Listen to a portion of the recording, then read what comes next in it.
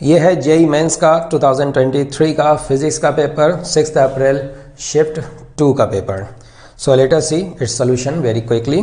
कुछ क्वेश्चंस आपको डिफरेंट सुनने में मिल सकते हैं क्योंकि ये मेमोरी बेस्ड पेपर है। A particle is moving on a circular path with speed pi metre per second, find its average velocity when it travels 120 degree. बहुत सिंपल सा क्वेश्चन है। एक पार्टिकल सर्किल पर चल रहा है, पाई मीटर पर सेकेंड उसकी वेलोसिटी है, 120 डिग्री से घूमने में उसकी एवरेज वेलोसिटी क्या बनेगी ये आपको बताना है। देखिए एवरेज वेलोसिटी होती है displacement upon time interval.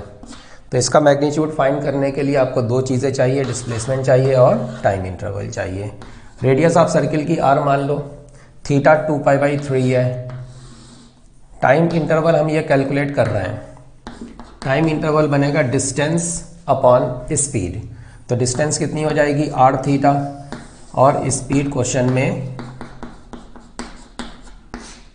Given है r थीटा, ये हो गया, स्पीड है पाई, ये आ गया time interval. Now let us see the displacement. ये बनेगा इसका डिस्प्लेसमेंट, ये 120 डिग्री है और ये r है, ये भी r है, तो ये बन जाएगा r√3। मतलब अगर आप एक परपेंडिकुलर डालें, ये 60 बनेगा, this is r sin 60, this is r sin 60, तो दोनों मिलाकर के 2r sin 60 and that is r√3। तो डिस्प्लेसमेंट की वैल्यू हमको मिल गई r√3। Now we can write the average velocity, its magnitude, displacement upon this time interval. तो ये हमारा आंसर आ गया 3√3 upon 2 metre per second. Now let us see next question. देखिए नेक्स्ट क्वेश्चन में कहा गया है a car is moving with constant acceleration 2 metre per second square. If initial velocity was 10 metre per second and after time t the velocity becomes 60 metre per second, then calculate this time t। बहुत आसान question है ये। v = u + at लगा दो, बाद में velocity 60 हो गई, पहले ये 10 थी, एक्सेलरेशन 2 है, तो टाइम की वैल्यू हमें मिल गई 25 second. Now let us see the next question. Weight of a man on the surface of earth is 100 newton, then what will be the weight of the man at a height r/4 from the surface of earth. बहुत simple formula based question है। देखो अर्थ की surface पर अगर हम बात करें, 100 Newton है सरफेस पर, तो वेट कितना होगा जब सरफेस से r/4 हाइट पर चला जाएगा वो आदमी। देखिए अर्थ की सरफेस पर gm/r², ये होता है ग्रेविटेशनल फील्ड इंटेंसिटी, और you can say acceleration due to gravity. इसको मास से मल्टीप्लाई कर दो तो ये हो गया आदमी का वेट, और ये गिवन है 100 न्यूटन। फिर जब वो r/4 हाइट पर चला जाएगा तो सेंटर से उसकी जो डिस्टेंस बनेगी, ये r/4 है, ये r है, तो सेंटर से डिस्टेंस हो जाएगी 5r/4। तो फिर यहां पर जो ग्रेविटेशनल फील्ड इंटेंसिटी बनेगी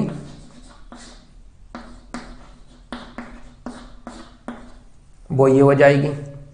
ग्रेविटेशनल फील्ड इंटेंसिटी को आप मास से मल्टीप्लाई कर दो, this is the gravitational force, मतलब कि mg', ये उसका वहां पर बनने वाला वेट है w'। अब आप w' को 100 से डिवाइड कर दो, ठीक है, सारा कुछ कैंसिल हो जाएगा, आपको w की वैल्यू मिल जाएगी। Now let us see the next question. एक सर्किट दिया गया है और इसमें 20 ओम रेजिस्टेंस में पूछा गया है करंट कितनी होगी। देखिए सर्किट ये है, this is 10 ohm, this is 20 ohm, this is 30 ohm. इस एंड पर पोटेंशियल दिया गया है 12 volt, 2 volt, and this is 30 volt. तो आपसे पूछा गया है इस रेजिस्टेंस में करंट I1 कितना है। देखिए इसमें आप इस जंक्शन का पोटेंशियल V मान लें जो कि अननोन है, हायर पोटेंशियल है, करंट इधर जाएगी, मान लो ये I है, और ये करंट दो पार्ट में स्प्लिट हो गई, इधर चला गया I1 और इधर चला गया I2. So we can write I equal to I1 plus I2. अब ये जो आई है वो इस रेजिस्टेंस में फ्लो हो रहा है और इस रेजिस्टेंस के एंड्स जो है वो 30 वोल्ट और V वोल्ट पर है, तो पोटेंशियल बन जाएगा 30 माइनस V। फिर उस पोटेंशियल डिफरेंस को आप इस रेजिस्टेंस से डिवाइड कर दोगे तो इसमें जो करंट है वो आपको मिल जाएगी। तो करंट I को आप लिख सकते हैं the potential difference upon the resistance. Similarly for this I1 in this resistance, आप इस रेजिस्टेंस के अक्रॉस जो पोटेंशियल डिफरेंस है उसको रेजिस्टेंस से डिवाइड करोगे, करंट मिलेगी, और इसके अक्रॉस जो पोटेंशियल डिफरेंस है वो बनेगा V minus 12। So this is V minus 12 और इसको हमने डिवाइड कर दिया इस रेजिस्टेंस 20 से, ये करंट I1 हो गई। इसी तरीके से हम I2 लिखेंगे V माइनस 2 अपॉन 30। ये हमारा एक इक्वेशन बन गया अननोन पैरामीटर V में। इससे आपको V मिल जाएगा सॉल्व करके, फिर उसी V को आप यहाँ पर यूज़ करो इसके लिए। सो V minus 12 upon this resistance that is the current I1। ये जो हमने I1 लिखा हुआ है ना, I1 की वैल्यू आपको मिल जाएगी, ये V की वैल्यू यहाँ पे रख देना, ये आपको I1 20 ओम में जो करंट है वो मिल जाएगा। Now let us come to the next question. एक सर्किट दिया गया है और वोल्ट मीटर का रेजिस्टेंस पूछा गया है। वोल्ट मीटर की रीडिंग बता दी गई है 2 वोल्ट है। सर्किट ये है, 3 वोल्ट का ये सेल, 2 ओम ये रेजिस्टेंस लगा हुआ है और 5 ओम ये लगा हुआ है और ये रहा वोल्ट मीटर। तो ये वोल्ट मीटर आइडियल नहीं है, इसका अपना कुछ रेजिस्टेंस है, अननोन रेजिस्टेंस, मान लो ये R है। यही क्वेश्चन में पूछा गया कि ये कितना होगा अगर इस वोल्ट मीटर का जो रीडिंग है वो 2 वोल्ट है तब। तो देखो रेजिस्टेंस हमने R मान लिया, इसकी रीडिंग अगर 2 वोल्ट है, इसका मतलब इसके अक्रॉस पोटेंशियल डिफरेंस 2 वोल्ट है, तो इसमें भी पोटेंशियल डिफरेंस कितना है 2 वोल्ट। अब इस कॉम्बिनेशन के अक्रॉस अगर पोटेंशियल डिफरेंस 2 वोल्ट है तो बचा हुआ ये जो रेजिस्टेंस होगा उसके अक्रॉस पोटेंशियल डिफरेंस आएगा 1 वोल्ट, क्योंकि सेल का जो पोटेंशियल है ना 3 वोल्ट, वो 3 वोल्ट 2 जगह पर स्प्लिट होगा। एक तो इस 2 के अक्रॉस कुछ आएगा जो अभी आपको बताए, बाकी रिमेनिंग इस कॉम्बिनेशन में जाएगा। तो इस कॉम्बिनेशन में हमें पोटेंशियल डिफरेंस 2 वोल्ट अगर मिल रहा है तो इसमें कितना पोटेंशियल डिफरेंस आएगा 1 वोल्ट। अब आप एक काम ये करो, वो जो अननोन पैरामीटर है R, उसके टर्म्स में इस पोटेंशियल डिफरेंस को मेजर कैलकुलेट करने की कोशिश करो और जो भी आपका एक्सप्रेशन बनेगा उसको आप 1 वोल्ट के बराबर कर दो, उससे आपको R मिल जाएगा। देखिए ये जो R है और ये जो 5 है ये है पैरेलल में, तो ये बन गया इनका रेजिस्टेंस। फिर इसके इन दोनों के साथ ये क्या है सीरीज में है, तो ये बन गया पूरे सर्किट का टोटल रेजिस्टेंस। 3 वोल्ट को इससे आप डिवाइड कर दो, ये आ गई टोटल करंट जो कि यहाँ पर फ्लो हो रही है। अब इसी करंट को अगर आप इस रेजिस्टेंस से मल्टीप्लाई कर दोगे तो आपको इसमें बनने वाला पोटेंशियल डिफरेंस मिल जाएगा जो कि 1 वोल्ट होना चाहिए। ये हमारा एक इक्वेशन बन गया अननोन R में, इससे आपको R मिल जाएगा। चलो अगला क्वेश्चन देखते हैं। इसमें बोला गया है radius of gyration and mass of a solid sphere and a circular ring they are equal.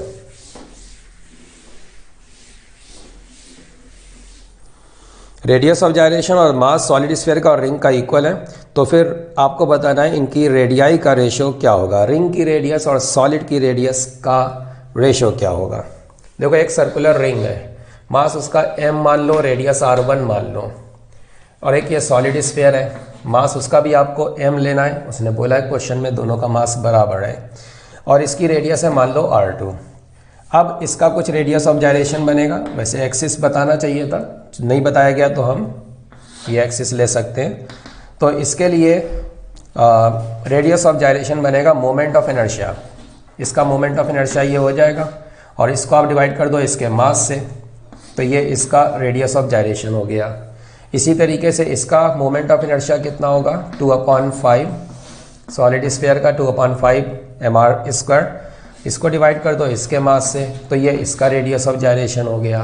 Question में बोला गया है कि रेडियस ऑफ जाइरेशन दोनों का इक्वल है, तो इन दोनों को इक्वल कर दो, इससे आपको r1 और r2 का रेशो मिल जाएगा।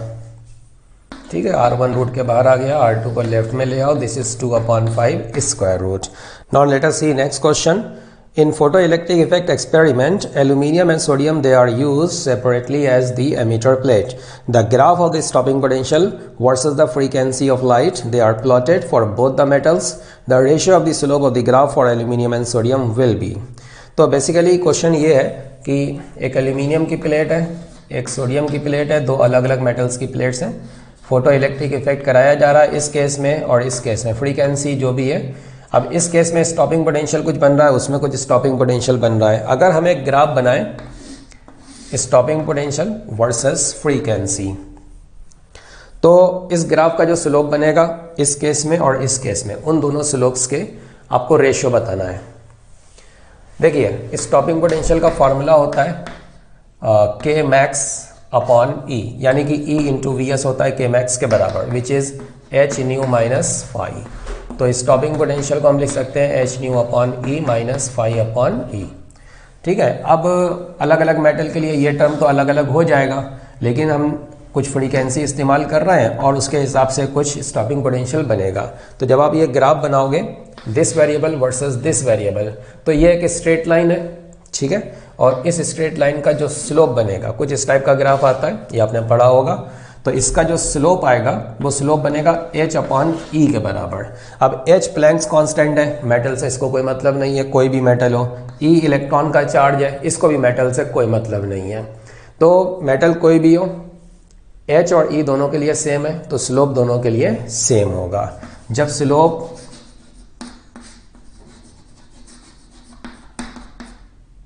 दोनों का बराबर है तो फिर ये रेशियो हो जाएगा 1 के बराबर. Now let us come to the next question. इसमें कहा गया है एक कैपेसिटर का सिस्टम दिया गया है और उसके लिए आपको बताना है कैपेसिटेंस क्या होगी. दो कैपेसिटर्स हैं, प्लेट एरिया दोनों के लिए गिवन है 200 सेंटीमीटर स्क्वायर. प्रॉपर यूनिट में लिख लेना इसको, मीटर स्क्वायर में. ये दूसरा कैपेसिटर है. अच्छा, ये डिस्टेंस दी गई है 5 मिलीमीटर और ये डिस्टेंस दी गई है 1 मिलीमीटर. ठीक है. बाकी प्लेट एरिया दोनों का दिया गया है. तो इस पॉइंट और इस पॉइंट के बीच में आपको बताना है what is the net capacitance. तो आप इसको दो तरीके से कर सकते हैं. देखिए पहला तरीका तो ये कि आप इन दोनों को मान सकते हैं. आप ये मान सकते हैं कि ये एक सीरीज कॉम्बिनेशन है दो कैपेसिटर्स का, और C1 C2 फाइंड करके पैरेलल सीरीज कॉम्बिनेशन का formula C1 C2 upon C1 plus C2 लगा दीजिए, आंसर आ जाएगा. लेकिन उसमें क्या होगा ना, आपको इन दोनों की ज़रूरत पड़ेगी. अब जैसे ये हम मान लेते हैं D1 है और ये हम मान लेते हैं D2 है, तो D1 plus D2 plus 1 millimetre, this plus this plus this किसके बराबर हो जाएगा, 5 के बराबर. तो इससे हमें D1 प्लस D2 की वैल्यू मिल गई 4 मिलीमीटर. प्रॉपर यूनिट में आपको लिखना है, इतना मिल जाएगा. लेकिन हमें D1 प्लस D2 नहीं चाहिए, हमें असल में अलग से D1 और अलग से D2 चाहिए ताकि हम C1 C2 लिख सकें. चलो कोई बात नहीं. देखो कैपेसिटेंस नेट बनेगी C1 C2 upon C1 plus C2. आप एक काम करो, epsilon not A upon D1 epsilon not A upon D2 यहाँ पर सब्सटीट्यूट कर दो और सिंप्लीफाई करके देख लो. लास्ट में जो आपको एक्सप्रेशन आएगा उसमें सारी वैल्यूज़ आपको पता रहेंगी और एक जगह आपको ये दिखाई देगा, वो डायरेक्ट उठा करके आप वैल्यू रख देना, आंसर आ जाएगा. या फिर दूसरा अप्रोच आप इसमें ये लगा सकते हैं. देखो ये कुछ ऐसा है जैसे कि एक ये कैपेसिटर है, इसकी ये नेगेटिव प्लेट है और ये पॉजिटिव प्लेट है, और बीच में जो गैप है वो 5 मिलीमीटर. वैसे तो 5 मिलीमीटर है, लेकिन करा यह गया है कि इतना गैप गायब कर दिया गया. गायब कैसे कर दिया गया, ये दो मेटल्स की प्लेट लगा दी गई और इनको आपस में कंडक्टिंग वायर से कनेक्ट कर दिया गया. तो इतने स्पेस को यहाँ से गायब कर दिया गया, कितना, 1 मिलीमीटर को. तो इसका मतलब दोनों प्लेट्स के बीच में जो स्पेस बाकी रह गया उसकी थिकनेस कितनी हो गई, 4 millimetre. Now you can consider it just like a single capacitor और उसकी कैपेसिटेंस आपको लिख देना है epsilon not A upon D. Area आपको पता है, D आपको लिखना है 4 मिलीमीटर, 4 इंटू 10 की पावर -3. उससे भी आंसर आ जाएगा. Now let us see next question. A particle of mass 5 kg is moving in a circle of radius 2 meter. It takes 3.14 seconds to complete a revolution. Find the centrifugal force on the particle. बहुत simple question है. एक particle है 5 kg का, एक circle में चल रहा है जिसकी रेडियस दी गई है 2 मीटर और उसको कितना टाइम लगा 3.14 एक रेवोल्यूशन कंप्लीट करने में। तो इससे हमें ओमेगा की वैल्यू पता चल गई 2 रेडियन पर सेकेंड। सेंट्रीफ्यूगल फोर्स हो जाएगा m r omega square. M given है, आर गिवन है, ओमेगा हमको मिल गया। So this is the answer. Now let us see the next question. In amplitude modulation, the minimum amplitude of the amplitude modulated wave is 3 volt. If the modulation index is 1 by 3, then find the maximum amplitude of the amplitude modulated wave. So let us see, इसमें हम क्या करेंगे। ये जो ratio दिया गया है modulation index, this is 1 by 3, ये होता है AM अपॉन AC। तो इससे हमको मिल गया AC इक्वल टू 3 AM। अब इसने जो कहा है मिनिमम एम्पलीट्यूड 3 वोल्ट है, तो मिनिमम एम्पलीट्यूड होता है AC माइनस AM। ये इसने बोला है 3 वोल्ट है। अच्छा, AC को हम क्या लिख सकते हैं, जो हमें मिल गया 3 AM के बराबर। तो इससे हमें AM की वैल्यू मिल गई 1.5 वोल्ट। ठीक है, फिर पूछ रहा है इसमें मैक्सिमम एम्पलीट्यूड क्या होगा एम्पलीट्यूड मॉड्यूलेटेड वेव का। तो मैक्सिमम एम्पलीट्यूड होता है AC प्लस AM। AC हमें मिला है 3 AM के बराबर, ये बन गया 4 AM, और AM की वैल्यू हमें मिल चुकी है, तो ये आंसर आ गया 6 volt. Now let us see the next question. A small pendulum of mass 250 gram is suspended by a light inextensible string of length 100 centimetre and it is oscillating with an amplitude of 10 centimetre. You have to find the maximum tension in the string. Small pendulum है, मास उसका दिया गया 0.25 kg, 250 ग्राम, ये तो उसका मास हो गया। Length उसकी दी गई है 1 मीटर 100 सेंटीमीटर। तो इससे हमें टाइम पीरियड मिल जाएगा 2 pi square root L upon G, और टाइम पीरियड होता है 2 pi upon omega. Omega is the angular frequency. तो देखो हमें इससे ओमेगा की वैल्यू मिल रही है 10 स्क्वायर रूट रेडियन पर सेकेंड। ठीक है, ओके। तो फिर हमें वी मैक्स मिल जाएगा। SHM में वी मैक्स कितना होता है, ओमेगा A के बराबर। ओमेगा गिवन है, एम्पलीट्यूड 10 सेंटीमीटर है, मतलब 0.1 मीटर। ये हमें वी मैक्स की वैल्यू मिल गई। अब मैक्सिमम स्पीड कहाँ होती है, मीन पोजीशन पर, लोएस्ट पोजीशन पर। जब ये यहाँ पर आएगा तब इस पर जो टेंशन लगेगी वो मैक्सिमम होगी। नीचे एक mg भी लगेगा। mg की वैल्यू हमें पता है ना, क्योंकि m पता है। सो इस पर जो सेंटर की तरफ नेट फोर्स लगेगा ये रहेगा T मैक्स माइनस mg, और ये होना चाहिए m v स्क्वायर बाई आर। It is moving on a circle, so m v square by आर। और v का मतलब आप समझ रहे होंगे, r का मतलब भी समझ रहे होंगे। देखो ये v हमें मिल चुका है, मास हमें पता है, ठीक है, वो v यहाँ पर रख देना। r का मतलब ये लेंथ है जो कि 1 मीटर हो जाएगी। m गिवन है, g की वैल्यू 10 ले लेना, ये 2.5 हो जाएगा। तो इससे जो मैक्सिमम टेंशन आपको मिलना है सो मिल जाएगी। Now let us see the next question. इसमें 2 स्टेटमेंट दिए गए, असर्शन एंड रीजन। पहला स्टेटमेंट दिया गया है, even if we press the toothpaste from behind the paste comes out of the orifice. Obviously कहीं और से तो निकलने की जगह होती नहीं, ओरिफिस से ही निकलेगा। अच्छा खैर कोई बात नहीं, तो स्टेटमेंट तो ऑब्वियसली करेक्ट है। And the second statement, according to Pascal's law, if the fluid is incompressible then the disturbance created at one point of the fluid spreads uniformly in the entire fluid. Of course this is correct, Pascal's law के according बोल रहा है। तो pascal law अगर बोल दिया तो आगे तो गलत नहीं बोलना चाहिए, जो पास्कल लॉ है वही बोलना चाहिए। वैसे अगर बोल भी देता तो ये स्टेटमेंट गलत हो जाता है, लेकिन उसने सही बोला है। तो second statement of course correct है, और यही रीज़न भी है पहले स्टेटमेंट का। ये जो टूथपेस्ट कुछ इस टाइप का होता है ना, अब आपने इसको यहाँ पे प्रेस किया तो प्रेशर आपने बढ़ा दिया। जितना भी प्रेशर आप एक जगह पर बढ़ाओगे वो सब जगह पर क्या होगा, बढ़ जाएगा पास्कल लॉ के अकॉर्डिंग। तो जो प्रेशर का इंक्रीमेंट आप यहाँ करते हैं वो प्रेशर यहाँ पे इंक्रीज हो जाता है, ज़्यादा प्रेशर इसको पुश करके बाहर निकाल देता है। So both the statements they are correct and the second is the right explanation for the first statement. Now let us see the next question. एक एसी सोर्स है जिसका ईएमएफ का, जिसके पोटेंशियल का इक्वेशन गिवन है और वो equation ये है, कुछ इस टाइप का। डेटा कुछ डिफरेंट हो सकता है क्योंकि ये मेमोरी बेस्ड है। Anyway, so this is the AC source और इसको हमने कनेक्ट कर दिया एक कैपेसिटर के across, just one capacitor, nothing else. वो जो कैपेसिटर है वो 150 माइक्रो फैरेड का है। तो आपको बताना है what is the maximum current in the circuit, मतलब करंट की आपसे पीक वैल्यू पूछी गई है। करंट की पीक वैल्यू क्या होती है? तो कितने सिंपल क्वेश्चन पूछे जा रहे हैं। ये होता है V0/Z, पोटेंशियल की पीक वैल्यू, और वो डायरेक्ट दिया गया है अपॉन इम्पीडेंस। तो पोटेंशियल की पीक वैल्यू आपको पता है, इम्पीडेंस फाइंड करके डिवाइड कर दो। और चूंकि यहाँ पर सिर्फ एक एलिमेंट है, LCR जो सर्किट होता है उसमें सिर्फ C यहाँ पर प्रेजेंट है, तो केवल एक एलिमेंट है और उसका इम्पीडेंस ये बन जाएगा। अब देखो ओमेगा ये पता है हमको, ये ओमेगा है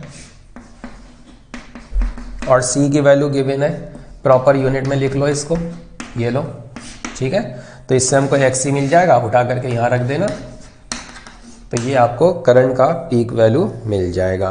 now let us see the next question. Two small charge particles having the charges plus Q and minus Q and masses m/2 and m respectively, they form an electric dipole. It is placed in a uniform electric field E for small oscillations about the stable equilibrium. Then you have to find the frequency of oscillation and D is the distance between the two charges. Question ये है, it's very simple, कि एक electric dipole है, charges उस पर plus Q और minus Q है। ऐसा करते हैं, ये प्लस Q इधर हम कर देते हैं, ये रहा माइनस Q। प्लस Q का मास है m/2 और इसका मास है m, और दोनों के बीच का जो सेपरेशन है वो d के बराबर है। तो ये एक इलेक्ट्रिक डाइपोल है और इसको रख दिया हमने इलेक्ट्रिक फील्ड में। तो इलेक्ट्रिक फील्ड ऐसे होना चाहिए ताकि ये स्टेबल इक्विलिब्रियम में रह सके, और इस इक्विलिब्रियम, स्टेबल इक्विलिब्रियम की पोजीशन से अगर हम इसको थोड़ा सा घुमा करके छोड़ेंगे तो इसमें एंगुलर SHM होगी, रोटेशनल ऑसिलेशन होंगे। तो उस केस में जो टाइम पीरियड बनता है, फॉर्मूला आपको याद होना चाहिए, ये बनता है टाइम पीरियड 2π√I/PE। आई है इस पूरे सिस्टम का मोमेंट ऑफ इनर्शिया उस एक्सिस के अबाउट जिसके अबाउट इसमें ऑसिलेशन होंगे, रोटेशनल ऑसिलेशंस। P है इसका इलेक्ट्रिक डाइपोल मोमेंट और वो हमें डायरेक्ट पता है, उसमें कोई बड़ी बात नहीं है, P तो सीधा सीधा ये हो जाएगा। बाकी E इलेक्ट्रिक फील्ड है, हमें वही रखना है। जहाँ तक I की बात है, मोमेंट ऑफ इनर्शिया, तो ये आपको इनका जो सेंटर ऑफ मास होगा ना पूरे सिस्टम का, उसके अबाउट कैलकुलेट करना होगा। अब जैसे ये सेंटर ऑफ मास है तो ये R1 है और ये R2 है। वैसे तो हमें R1 R2 पता है, आप R1 R2 फाइंड कर लो, इसका मोमेंट ऑफ इनर्शिया mR1² हो जाएगा और उस पार्टिकल का मोमेंट ऑफ इनर्शिया इसके अबाउट m/2 × R2² हो जाएगा। दोनों को ऐड कर देना, आपको टोटल मोमेंट ऑफ इनर्शिया मिल जाएगा। आपको अगर R1 फाइंड करना है तो फार्मूला आपको याद रहना चाहिए, फार्मूला ये होता है, ठीक है, m1 + m2 नीचे में रहता है, ऊपर में m2 रहेगा। इसी तरीके से R2 के लिए फार्मूला अगर हम लगाएं तो ये हमें R2 की वैल्यू भी मिल जाएगी, ठीक है। Now we can find m1 R1² + m2 R2², that is the total I। या फिर डायरेक्ट अगर आपको एक और फार्मूला याद है तो आप उसका भी इस्तेमाल कर सकते हैं। डायरेक्ट आप इस टाइप के सिस्टम के लिए मोमेंट ऑफ इनर्शिया ये लिख सकते हैं, m1 × m2 upon m1 + m2 × R²। ये मोमेंट ऑफ इनर्शिया होता है उस सिस्टम ऑफ टू पार्टिकल्स के सेंटर ऑफ मास से पार होने वाली एक्सिस के अबाउट, वही हमें चाहिए। सब आप रख दो डेटा, R की वैल्यू D रख देना, I आपको मिल जाएगा, यहाँ पर यूज़ कर लेना, आंसर आ जाएगा, ठीक है। It's very simple. Now let us come to the next question. इसमें एक सर्किट दिया गया है और बोला गया है कि ओम्स लॉ के लिए, उसके वेरिफिकेशन के लिए अगर हम एक सर्किट बनाएं तो इनमें से कौन सा सर्किट ठीक होगा। 4 सर्किट दिए गए, 4 ऑप्शंस में। तो आपको पता है ओम्स लॉ के वेरिफिकेशन के लिए हमें एक रेजिस्टेंस में से करंट पास कराना रहती है, कोई एक टेस्ट रेजिस्टेंस होगा। उस रेजिस्टेंस के अक्रॉस पोटेंशियल डिफरेंस मेजर करने के लिए हमें एक वोल्ट मीटर लगाना पड़ता है और फिर एक एमीटर लगाना पड़ेगा उस लाइन में, उस रेजिस्टेंस में फिल होने वाली करंट को मेजर करने के लिए। तो देखो ये कोई रेजिस्टेंस है, ऑप्शन में दिया गया है टेस्ट रेजिस्टेंस, तो इसके अक्रॉस हमें इस तरीके से एक वोल्ट मीटर लगाना होगा और एक यहाँ पर अमीटर लगाना पड़ेगा, ठीक है। यहाँ पर तो नेग्लिजिबल करंट रहती है, तो ऑलमोस्ट जितनी करंट यहाँ पर है वही करंट यहाँ पर फ्लो होगी, तो इसमें फ्लो होने वाली करंट वो अमीटर की रीडिंग हो जाती है। और इसके अक्रॉस जो पोटेंशियल डिफरेंस है अप्रॉक्सीमेटली इसके अक्रॉस अभी जो है वही इसके अक्रॉस मतलब इसकी रीडिंग बनता है। अब वोल्ट मीटर के लिए ज़रूरी है, अच्छा इसने देखो रेजिस्टेंसेस दिए हैं, एक छोटा सा रेजिस्टेंस दिया है 0.001 ओम R1 लिखा है, और एक बहुत बड़ा रेजिस्टेंस दिया है 10 मेगा ओम, मतलब कि इतना R2 इसने इसको लिखा है, और जो टेस्ट रेजिस्टेंस है वो इतना है 10 ओम के बराबर। तो इसने जो सर्किट है ना उसमें आपको डायरेक्ट अमीटर वोल्ट मीटर लगा करके नहीं दिखाया है, बल्कि चारों ऑप्शंस में चारों फिगर्स में गैल्वेनोमीटर लगाया है और कुछ कुछ रेजिस्टेंसेस लेफ्ट राइट सीरीज में पैरेलल में लगाए हैं। तो एक गैल्वेनोमीटर यहाँ लगा है और एक गैल्वेनोमीटर यहाँ लगा है, चारों ऑप्शन के फिगर हम नहीं बना रहे हैं। अब देखो इस गैल्वेनोमीटर को तो बनना चाहिए वोल्ट मीटर, उसके लिए हम क्या करते हैं सीरीज में क्या लगाते हैं, बहुत हाई रेजिस्टेंस लगाते हैं ना। हाई रेजिस्टेंस आपको तीनों में से कौन सा दिख रहा है, तो यानी कि यहाँ पर होना चाहिए R2, और इसको हमें कन्वर्ट करना होगा अमीटर में, और अमीटर में कन्वर्ट करने के लिए गैल्वेनोमीटर के पैरेलल में लगाते हैं एक बहुत छोटा सा रेजिस्टेंस। तो ये लगा दो पैरेलल में एक छोटा सा रेजिस्टेंस, तीनों में आपको बहुत छोटा सा रेजिस्टेंस यही दिख रहा होगा। तो इस टाइप का सेटअप हमें बनाना पड़ेगा, बाकी चारों ऑप्शंस आप देख सकते हैं, यही एक ऑप्शन है जो करेक्ट होगी। अगला क्वेश्चन देखते हैं, दो सर्कुलर कॉइल्स दी गई हैं कोप्लेनर, उनके सेंटर भी सेम जगह पर हैं, दोनों में नंबर ऑफ टर्न्स सेम है, दोनों की अलग अलग रेडियस गिवन है, इनका कोएफिशिएंट ऑफ म्यूचुअल इंडक्शन पूछा गया है। एक ये कॉइल है, इसकी रेडियस R1 ये गिवन है 1 सेंटीमीटर, अच्छा है बहुत छोटी है, सेकंड रेडियस काफ़ी ज़्यादा है, और इसमें नंबर ऑफ टर्न्स दिया गया है 10। दूसरी एक कॉइल है, इसकी रेडियस है 1000 सेंटीमीटर, मतलब कि 10 मीटर, और इसमें जो नंबर ऑफ टर्न्स है दैट इज गिवन 20। तो इन दोनों कॉइल्स का they are coplanar and concentric, तो इन दोनों कॉइल्स का म्यूचुअल इंडक्शन क्या होगा ये आपको फाइंड करना है। तो देखो हम एक काम करेंगे, इसमें एक करंट फ्लो करा देंगे I, और इसकी वजह से यहाँ सेंटर पे कितना मैग्नेटिक फील्ड है वो हम फाइंड करेंगे। तो ये मैग्नेटिक फील्ड बनेगा म्यू नॉट N इंटू आई अपॉन 2 इंटू रेडियस, ये बन जाएगा। R2 की वैल्यू आपको पता है, N2 का वैल्यू आपको पता है। अब ये मैग्नेटिक फील्ड इस कॉइल की लोकेशन पर प्रेजेंट है, ये जो छोटी वाली कॉइल है ये काफ़ी छोटी है 1 सेंटीमीटर, तो जो मैग्नेटिक फील्ड सेंटर पे है अप्रॉक्सीमेटली वही मैग्नेटिक फील्ड इसके अंदर के हर एक पॉइंट पर आप मान सकते हैं, और वो मैग्नेटिक फील्ड बाहर आ रहा है इसके प्लेन के परपेंडिकुलर है, तो इसमें जो फ्लक्स पार होगा ये इसके एक टर्न का फ्लक्स हो जाएगा, एरिया इनटू मैग्नेटिक फील्ड, इसमें एक टर्न में जितना फ्लक्स है, तो इसको मल्टीप्लाई कर दो इसके टोटल नंबर ऑफ टर्न्स है विच इज़ N1, तो ये छोटी कॉइल में जितना टोटल फ्लक्स आया वो हमको मिल गया।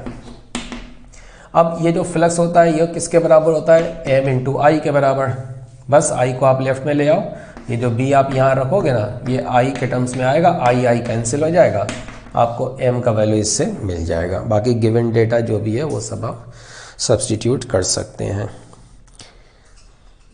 नेक्स्ट क्वेश्चन देखते हैं, इसमें आंसर आएगा 4 इंटू 10 की पावर -9। ये जो क्वेश्चन है ना M की वैल्यू आएगी 4 इंटू 10 की पावर -9 हेनरी।